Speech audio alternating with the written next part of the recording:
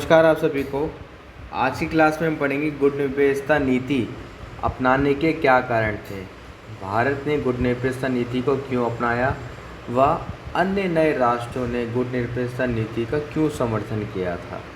ठीक है, या फिर तीसरे विश्व युद्ध में विकासशील देशों के सामने गुट निरपेक्षता एक विकल्प के तौर पे क्यों सामने आया, क्यों इसकी ज़रूरत पड़ी। इस तमाम प्रकार के क्वेश्चन एग्जाम में आ सकते हैं।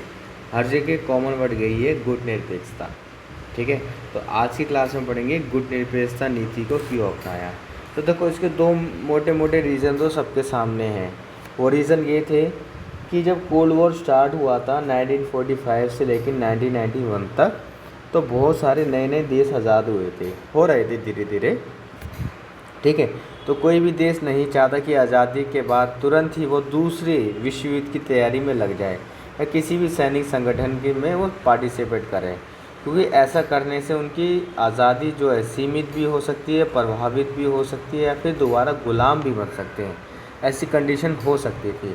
तो कोई भी देश नहीं चाहता था कि वो महाशक्तियों का समर्थन व उनके सैनिक गुटों में क्या हो, शामिल हो। तो हर देश क्या चाहता था, कोई तीसरा कोई विकल्प क्या हो, तैयार हो जाए। ठीक है, तीसरा विकल्प का मतलब है कोई पहला और दूसरा, यानी कि अमेरिका और यूएसएसआर में कोई शामिल नहीं होना चाहता। तो तीसरा विकल्प ढूंढेंगे ही जो इन दोनों से क्या बनाए, दूरी बना के रखे। तो जो तीसरा विकल्प खुल के सामने आया था वो था गुट निरपेक्षता की नीति। ठीक है, तो वही हम आज के क्लास में पढ़ेंगे। ओके, तो दो रीज़न के थे, अपनी आज़ादी बनाए रखना और किसी भी लड़ाई झगड़े में ना घुसना, ये सब था। तो पॉइंट इसके बहुत सारे हैं, लेकिन हम पढ़ेंगे। ठीक है, कुछ पॉइंट्स रिपीट भी होंगे, इसकी विशेषताओं में भी आप इसको लिख सकते हो जहाँ। ठीक है ना, चलो। गुट निरपेक्षता, पहला पॉइंट क्या है, गुट निरपेक्षता राष्ट्र हितों के अनुरूप है। ठीक है ना, हर राष्ट्र के अकॉर्डिंग है ये। भारत ये नहीं चाहता कि वह किसी गुट में शामिल होकर दूसरे गुट को अपना शत्रु बना ले। ठीक है, समझ देश, क्योंकि सीधी सी बात है, कोई भी देश हो, अगर वो किसी एक देश का समर्थन करेगा तो ऑब्वियसली बात है वो दूसरे का दुश्मन बन ही जाएगा। तो कोई भी देश, यानी कि भारत नहीं चाहता कि कोई भी देश उसका शत्रु बने। ठीक है ना, समझ देश उससे मैत्री का कामना करते रहें, तो वहीं सभी देशों से मैत्री का कामना करता है, यानी कि दोस्ती मिले और दोस्ती की भावना बनी रहे। साथ ही इस समय किसी गुट में शामिल होना भारत के राष्ट्रीय हित के क्या अनुकूल नहीं है, क्योंकि भारत नया नया आज़ाद हुआ है, संसाधनों में भी क्या है, पावरफुल नहीं है, सरकार अच्छे से स्थापित नहीं है, कॉन्स्टिट्यूशन का काम चल रहा था उस टाइम। तो ये सारी चीज़ें, तो भारत की स्थिति नहीं थी कि वो किसी देश या किसी महायुद्ध को फेस कर सके। ठीक है, अगला पॉइंट है विश्व शांति की इच्छा। ठीक है ना, भारत की स्वतंत्रता के समय दुनिया दो गुट में बढ़ चुकी थी, यूएसए और यूएसएसआर। दूसरे विश्व युद्ध को समाप्त हुए कुछ ही समय हुआ था कि 2 वर्ष हुए थे, अमेरिका तथा सोवियत संघ रूस में तनाव की स्थिति बनी हुई थी। ठीक है ना, शीत युद्ध प्रारंभ हो गया था और भारत इस तनाव में नहीं पड़ना चाहता था। ठीक है ना, यानी कि 1945 में स्टार्ट हुआ था, उसके कुछ समय बाद ही ये सारी की सारी चीज़ें शुरू हो गई थी कि भाई स्पेस वॉर भी इसी टाइम स्टार्ट हुई थी। स्पेस वॉर कि कौन सबसे पहले चांद पे पहुँचेगा, यानी तनाव बढ़ने लग गया था। ठीक है, और भारत किसी ऐसे तनाव में, किसी प्रकार की कंट्रोवर्सी में नहीं फंसना चाहता। वह समान रूप से दोनों गुटों से मित्रता का वातावरण बनाना चाहता था। ठीक है, अगला है विदेशी सहायता की क्या है आवश्यकता, क्योंकि किसी भी राष्ट्र के डेवलपमेंट के लिए नई टेक्नोलॉजी, आर्थिक संसाधन, ठीक है, खाद्य, नई सामग्री, हरित क्रांति में आपने देखा ही होगा कि विदेशों से भी बहुत सारे अच्छी क्वालिटी के बीज, वैज्ञानिक पद्धति, नई टेक्नोलॉजी, इन सबको यूज़ किया गया था।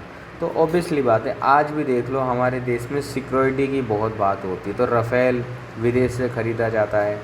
ठीक है, या बड़ी बड़ी अच्छी टेक्नोलॉजी है, जैसे 5G अब इंडिया में आया है, लेकिन ये 5G जो है विदेशों में बहुत पहले से है।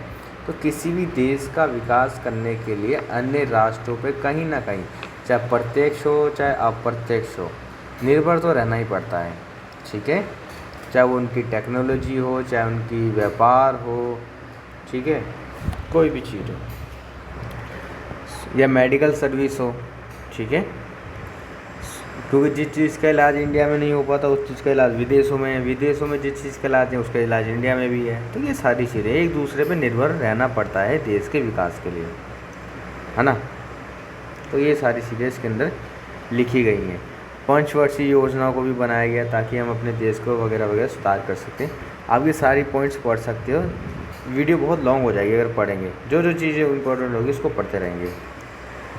भारत की भौगोलिक स्थिति, ठीक है, भारत की क्या है भौगोलिक स्थिति, ठीक है, यानी कि भारत जो है उसका नक्शा कैसा है, किस एरिया में आता है, उसके पड़ोसी देश कैसे हैं, उनकी दूरी कितनी आपस में, ये सारी चीज़ें भी मायने रखती हैं। गुटनिरपेक्षता को अपनाने के लिए बाध्य करती है, ठीक है ना, गुटनिरपेक्षता को अपनाने के लिए बाध्य करती है, पूरी तरीके से ड्यूटी बनती है कि भारत पश्चिमी गुट के साथ सैनिक गुटबंदी नहीं कर सकता, क्योंकि पश्चिमी विरोधी दो प्रमुख शक्ति शामिल साम्यवादी देशों की सीमाएं भारत की सीमाओं के पास है।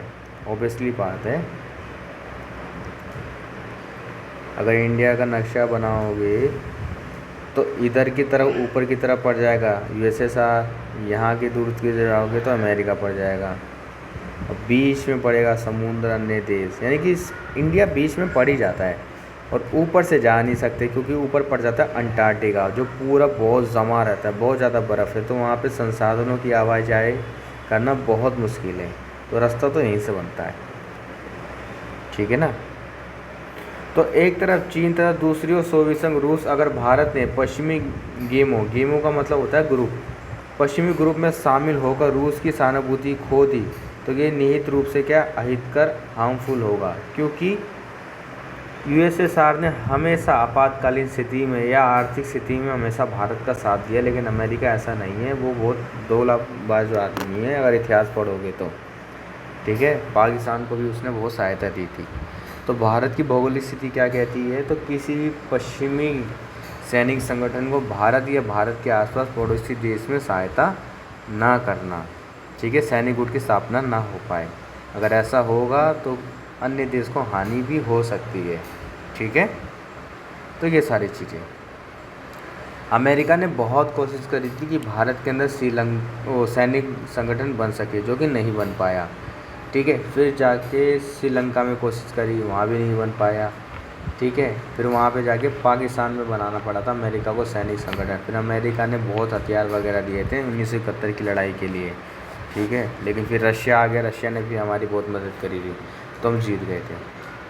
चलो आगे देखते हैं। अगर आपको कोई पॉइंट समझ ना आए तो आप क्या कर सकते हो, कमेंट कर सकते हो, कर दिया करो यार। घटनाओं का निष्पक्ष तथा स्वतंत्र मूल्यांकन, ठीक है, घटनाओं का निष्पक्ष तरीके से क्या करना है, मूल्यांकन करना है। कोई घटना, कोई स्थिति या कोई एग्रीमेंट ऐसा होता है तो उसको अच्छे से विश्लेषण करना, फिर उसका समर्थन या असमर्थन करने को तय होना, ठीक है। भारत किसी भी गुट का पिछलुगु का मतलब होता है हैंगर बनकर नहीं रहना चाहता, एक तरह का पुतला कह सकते हो, पुतला नहीं रहना चाहता, और ना ही स्वतंत्र निर्णय की शक्ति खोना चाहता है, ठीक है।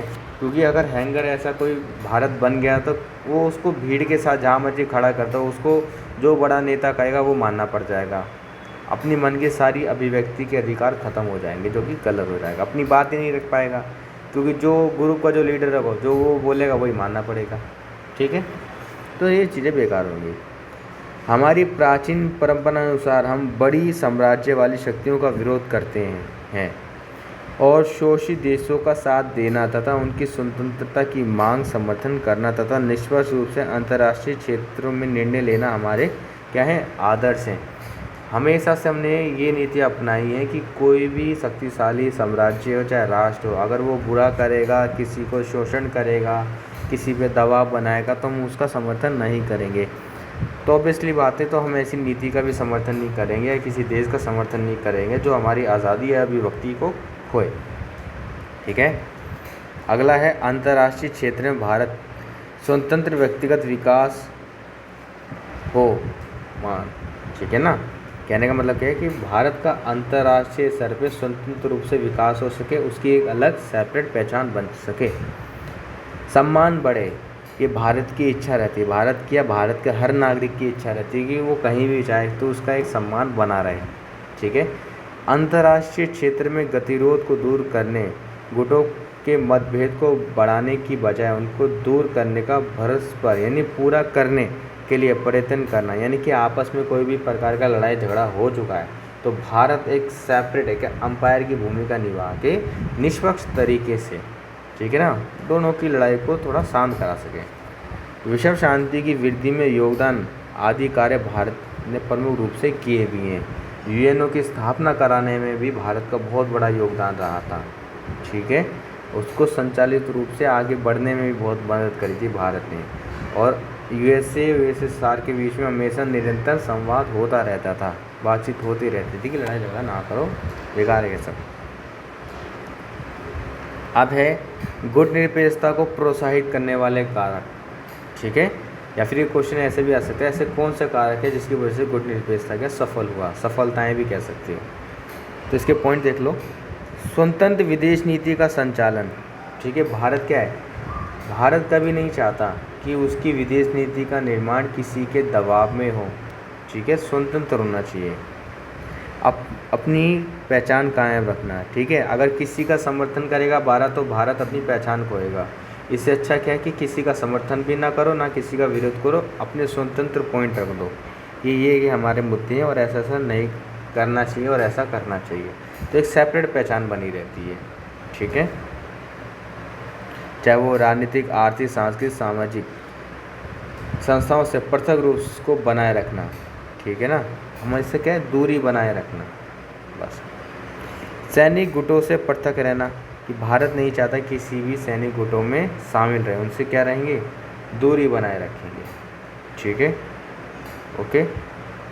क्योंकि किसी भी सैनिक में शामिल होना या उस सेना के द्वारा भारत को ट्रेनिंग मिलना, ठीक है, ये सब चीज़ें शो कर देंगी कि भारत समर्थन कर रहा है, जो कि गलत हो जाएगा। ठीक है ना। अब मान लो भारत क्या करे, यूएसए के पास कहे कि भाई हमें थोड़े बंदे दे दो, हमें ट्रेनिंग करनी है। ठीक है। या फिर वो वहाँ के बंदे इंडिया में ट्रेनिंग करने आ जाएं, फिर रशिया वाले भी कहेंगे हम क्या बुरे हैं क्या, हमसे भी करा लो, हम भी कर लेते ट्रेनिंग, या हमसे सीख लो या हमें सिखा दो। ये सारी बातें हो सकती। तो इन सब चीज़ों से क्या कहना, दूर रहना। उसी तरीके से ये राजनीतिक है, आर्थिक या सांस्कृतिक, सामाजिक संस्थाओं से पृथक। अब रशिया में भी कोई political, economical, cultural and social वाली कोई ना कोई डिपार्टमेंट बनी होगी, उनका समर्थन ना करना। तो इससे ये हो जाएगा, अच्छा अमेरिका की जो डिपार्टमेंट बने हैं, एनजीओ वगैरह कह लो, चाहे कुछ भी, ये अच्छे हैं, रशिया वाले ख़राब हैं। या फिर रशिया के कोई ऐसा राजनीतिक, आर्थिक, सांस्कृतिक या सामाजिक कोई संस्था हो, उसका समर्थन करना। तो इससे एक तरह से ये शो हो जाएगा कि रशिया की विचारधारा अच्छी है, अमेरिका की ख़राब है, या अमेरिका की विचारधारा अच्छी है, रशिया की सोच ख़राब है। तो ये कन्फ्लिक्ट हो सकती है, लड़ाई झगड़ा हो सकता है, इसलिए दूरी बनाए रखना। उसी तरीके से सैनिक गुटों से भी दूर रहना। अब आता है शीत युद्ध। बस शीत युद्ध तो पता ही, इनसे तो दूर ही रहना है। इसको देख लो, बहुत आएगा। क्योंकि देखो शीत युद्ध जो था, ये हथियारों की लड़ाई नहीं थी। शीत युद्ध ये लड़ाई थी मीडिया की, कंट्रोवर्सी की, वाद विवाद की, अप्रत्यक्ष लड़ाई थी, एक दूसरे पे आरोप वगैरह लगाना। ठीक है। कभी भी अमेरिका और यूएसएसआर यानी सोवियत संघ डायरेक्ट कभी नहीं भिड़े। अमेरिका के जो देश थे, इसके अंदर सदस्य जो भी नाटो के अंदर शामिल थे, ठीक है, 12 देश शामिल थे और वार्सा पैक्ट में 8 थे। तो ये उस टाइम इतने थे। अमेरिका और सोवियत संघ कभी सीधे तौर पे नहीं लड़े। इनके संगठनों के मेंबर्स आपस में भले भिड़ गए, लेकिन ये नहीं भिड़े कभी भी। और इनकी लड़ाई जो होती थी वो अखबारों से, मीडिया से, जैसे पाकिस्तान की मीडिया भारत के बारे में उटपटांग बोलती रहती, बिना जांच करे ना कुछ करे, कुछ भी बोल देना। तो ये बेकार है, जिससे आम जनताएं भड़क जाती हैं, जो कि गलत होता है। ऊट पटांग करना, फेमिनिस्ट फैलाना, मतलब घृणा, नफरत, ये सारी चीज़ें क्रिएट करी जाती थी, जो कि क्या है, गलत बात है। इससे वातावरण क्या होता है, बहुत ख़राब होता है। ठीक है। टेंशन वाला माहौल हो जाता है, कोई कुछ भी करते हैं, क्योंकि गलत फहमियों में ना जाने कितना बड़ा नुकसान हो जाए। तो इस प्रकार की लड़ाई थी। तो कोई पूछे कि शीत युद्ध में वेपन्स का यूज़ हुआ था, नहीं हुआ था। अखबार, मीडिया, इन सब का बहुत लड़ाई झगड़ा हुआ था। ठीक है। कन्फ्लिक्ट, गलत आरोप, मैगजीन, इन सब में कुछ ना कुछ छाप देते थे उटपटांग। ठीक है। लेकिन हथियार भले बहुत बनाए गए थे, लेकिन उनका यूज़ नहीं किया था प्रत्यक्ष तौर पर अमेरिका और यूएसएसआर ने। ठीक है।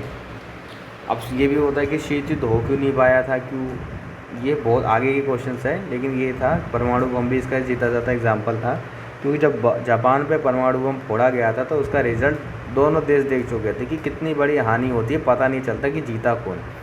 अमेरिका ने भले पंजाब क्या कहते हैं जापान में बम फोड़ दिया, लेकिन आज भी जाता है वहाँ पर शोभ मनाने के लिए कि हाँ भाई जो भी किया गलत किया था।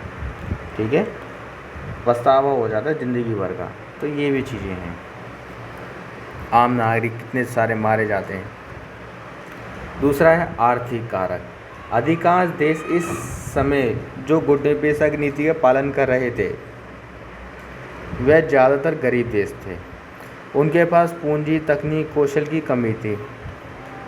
इससे इन देशों के मध्य पूंजी प्राप्त करने के लिए कोई रास्ता नहीं था। ऑब्वियसली बात है, गरीब आदमी अमीरों के साथ ही तो व्यापार करेगा, क्योंकि गरीब से क्या व्यापार चलेगा, क्योंकि वो दोनों एक दूसरे पे निर्भर है कि तू पैसा दे दे, तू पैसा दे दे। तो ऑब्वियसली बात है व्यापार इन लोगों से ही चलता है। अगर एक गुट में जाकर मिल जाएं तथा पूंजी प्राप्त हो जाए तो दूसरी तरफ स्वतंत्रता छिन जाने का डर रहता था, क्योंकि अधिकांश राष्ट्र अपना अलग स्वतंत्र अस्तित्व चाहते थे। इसलिए उन्होंने गुटनिरपेक्षता की नीति क्या है चुनी। तो क्या करा कि बड़े लोगों से दूर ही रहो, सबसे अच्छा है क्या छोटे छोटे जितने भी नए नए देश हैं ये आपस में व्यापार करें। भले पैसा कम होगा, ग्रोथ धीरे होगी, लेकिन स्वतंत्रता भी बनी रहेगी, सिक्योरिटी भी ज़्यादा रहेगी।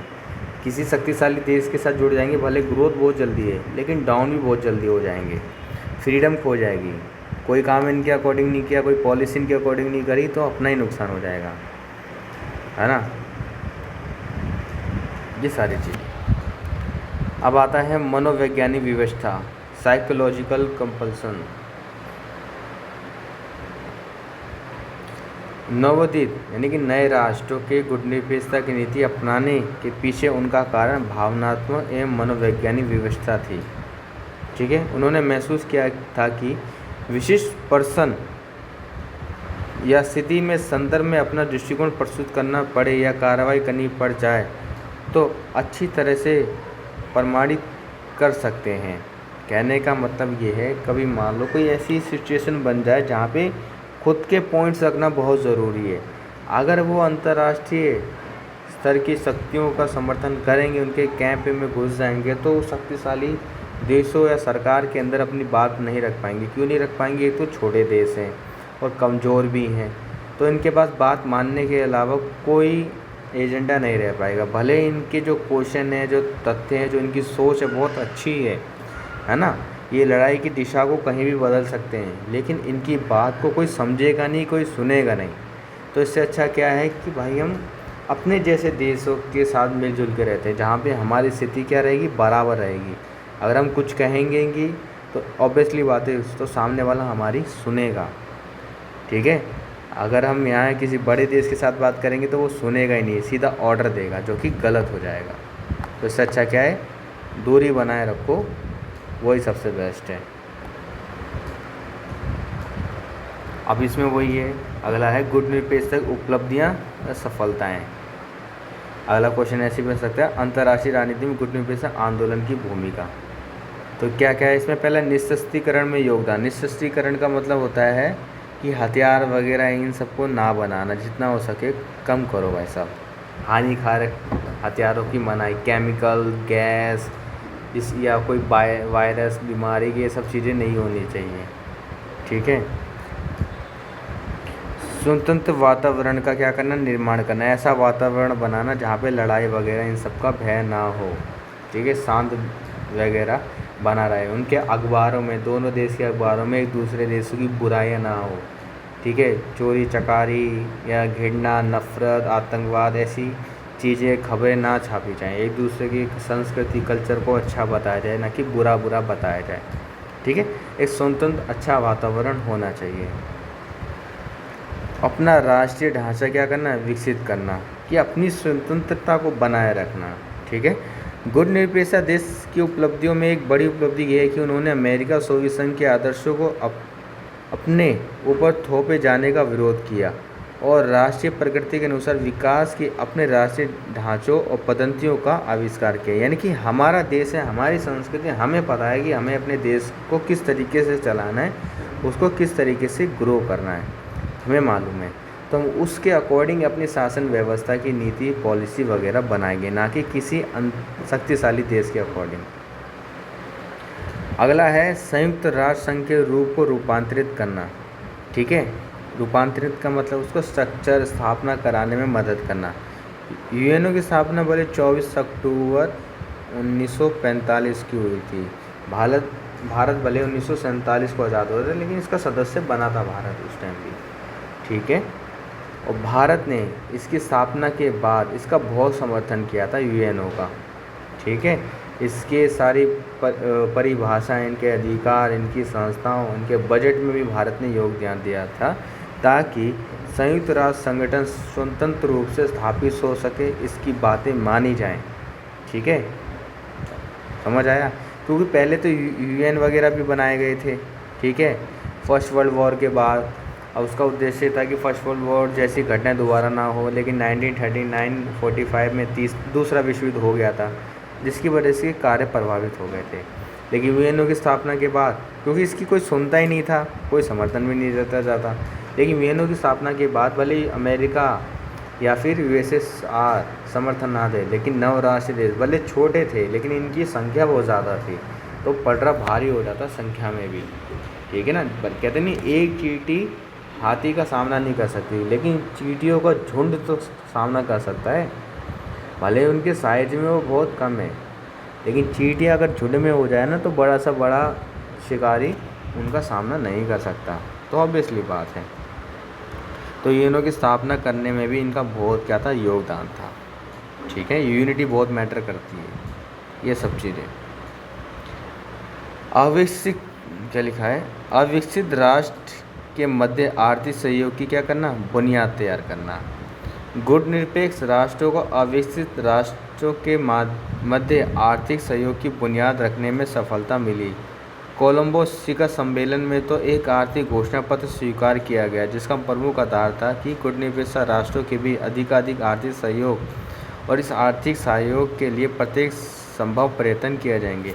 फ्री ट्रेड ये सब किया जाएगा, ऐसा मतलब कि व्यापार करना कि दोनों देश आपस में कर सकें, कोई संसाधन किसी एक देश के पास नहीं दूसरे के पास है, तो वो एक दूसरे को क्या करें, सहायता करते रहें। कोई मेडिकल सुविधा में अच्छा है, तो कोई एग्रीकल्चर में बहुत अच्छा है।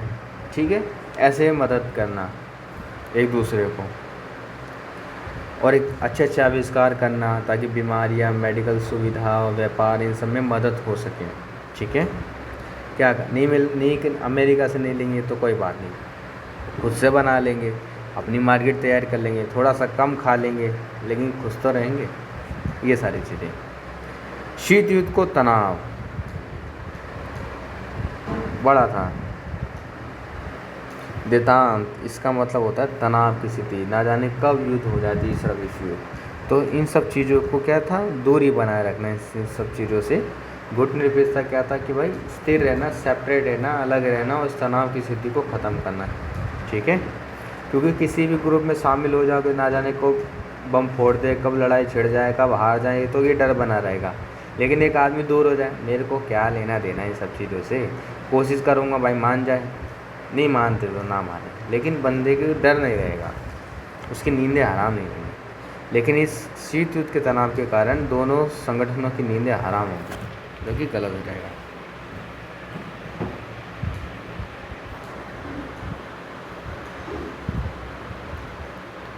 शीत युद्ध को शस्त्र युद्ध में परिवर्तन होने से रोकना। शीत युद्ध को शस्त्र युद्ध में परिवर्तन होने से रोकना, इसका मतलब होता है परिवर्तन। मतलब जो कोल्ड वॉर है, जो तनाव की स्थिति है, आरोप प्रत्यारोप की स्थिति है, उसको शस्त्र युद्ध में ना आ जाना। यानी कि जो लड़ाई अभी मुंह तक चल रही है, वो हथियारों तक ना आ जाए, उसको रोकना।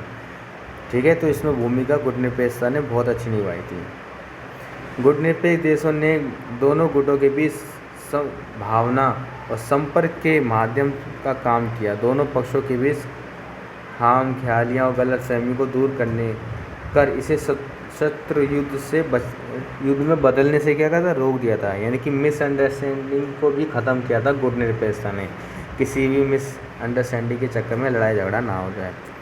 विश्व राजनीति के संघर्षों को टालना विश्व राजनीति में, यानी कि यूएसए ये ना बोले मेरी विचारधारा अच्छी है, यूएसएसआर ना बोले मेरी विचारधारा अच्छी है, तो वो दोनों अच्छी विचारधाराएँ होती हैं। यूएसए में क्या पूंजीवाद है, जहाँ पे ग्रो है, ठीक है, प्रॉफिट है, लेकिन एक बार जो व्यक्ति अमीर बन गया तो अमीर ही बनता रहता है। लेकिन यूएसएसआर में क्या होता है, इक्वालिटी होती है, कोई गरीब नहीं है, सबका सोशल वेलफेयर होता है। यहाँ पे आविष्कार और ग्रोथ की दर भले स्पीड कम है लेकिन वेलफेयर ज़्यादा है। लेकिन कैपिटलिज्म में ग्रोथ रेट बहुत ज़्यादा है। तो ये दोनों स्थिति अपने अपने अकॉर्डिंग अच्छी है, तभी तो भारत ने मिश्रित अर्थव्यवस्था को अपनाया है, ठीक है। तो इसमें विश्व राजनीति में ये सिद्ध ना हो पाए कि मेरी विचारधारा अच्छी है, ऐसी संभावना ना बने।